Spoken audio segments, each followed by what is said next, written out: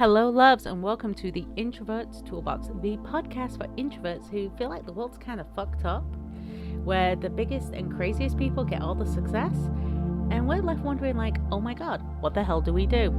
My name's Karen Hewitt, and I am your host, and we're going to go over systems, methods, and skills you can use as an introvert to be authentically you and be successful. So, subscribe and share this on your social media, and don't forget to give us 5 stars, and let's get started.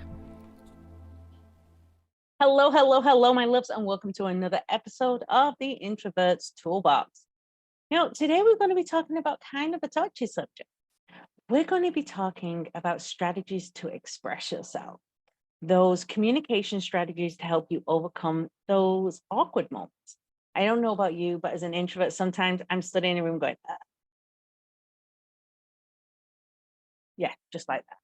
So let's talk about it on how you can progress through this, have some clear-cut strategies, some clear-cut ideas. Not only that, but I want to have you feel very self-confident, very self-aware, and have that opportunity to grow from within. As I said, my name is Karen Hewitt, and I am your host today, and we are going to have so much fun.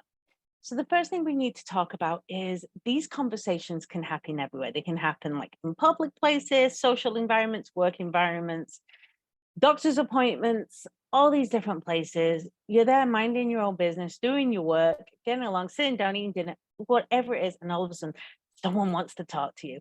And I don't know about you, but for me, that's when I want the ground to swallow, open up a big hole, swallow me whole and go, no, I don't want to do this. It is very uncomfortable. It's very difficult. So we're going to go over 3 key strategies to help you. The first one is really simple. And when I say really simple, it's in your wheelhouse. It's a strength for you.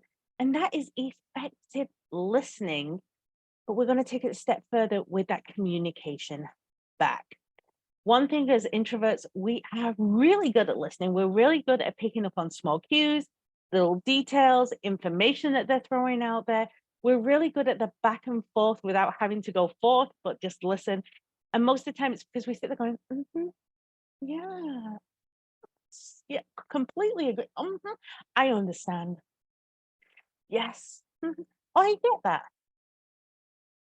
If you're feeling that in any way, shape, or form, drop something in the chat because I know I feel it too. It is difficult at times. But here's the part of this. This is about creating a dialogue rather than you just be a listening host. And this is how we develop communication strategies.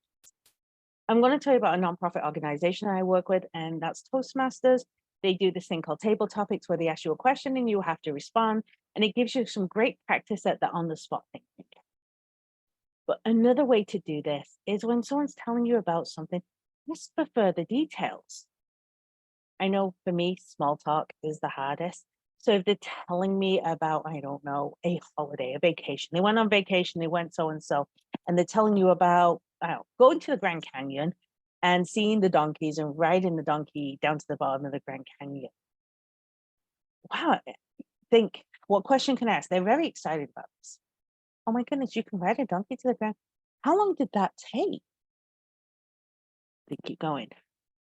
Oh my gosh, it kind of feels like that might be an uncomfortable. How did it feel? Tell me more about it. It's like really interesting. By asking them questions, you're learning more, developing more of a conversation, but you're also showing them that you're a more active listener. You're more thoughtful in your process, and it will lead to people like knowing and trusting you. So they will open up more and involve you in more conversations. We like being involved in conversations because we know we want that connection. Yes, I'm tired of that, little myth that introverts are shy. We're not shy. We just pick and choose when we have conversation. And we want deep, meaningful conversation rather than, oh, it's sunny. Yeah, sun's nice. Bye, sun. It's ask questions to get more details about what you want to learn. The other thing you can do is you can paraphrase what they're saying. Now, this is really useful when you're in a committee or a work-based environment. They're telling you stuff. You go, okay, I just want to make sure that I understand this. You're telling me about this project that's due on Friday. And in this project, you're finding some challenges in A, B, and C. Now, it sounds like you've overcome A and B. where is the C on this challenging? Maybe if we sit down and discuss, we can come up with some ideas. By paraphrasing it back to them and offering them a thoughtful intro to having that discussion with you, you are now showing a collaborative effect. You're showing teamwork. You're showing a huge strength in yourself for how you work with people, how you develop with people. And it, again, builds that like, know, and trust factor, which in turn will help you get further ahead at work, help you grow and develop. Now, my second technique, my second trick here, or my second hack, is you have to develop boundaries. And the reason you have to develop boundaries is sometimes as an introvert, people will literally have you listen to them for 6 or 7 hours at a time. And if you don't stand up and go, well, no, go. You can do this in many different ways. And it's about being assertive, and you're allowed to be assertive. Don't think you have to be a people pleaser and let people walk all over you. But what you could do is say, oh, looking at your watch, go, you know what? I really want to talk more about this project. It's currently 2 p.m. I do have another meeting at 2:15. So in order to get there on time, I need to put a hard stop on this conversation at 2:10. But let's sit down for 10 minutes and see what we can come up with. And if they go, well, look, I don't have 10 minutes. Oh, you know what? Not a problem. Let me look at our calendars. Pull up your calendar. Here, I have a 30-minute block right here at this time. Will that work for you? What you're doing by setting that clear, established boundary, you're telling them that you're not available to listen to them all the time. You're either willing to give them a certain amount of time or you're willing to reschedule your time. Be very clear on these boundaries.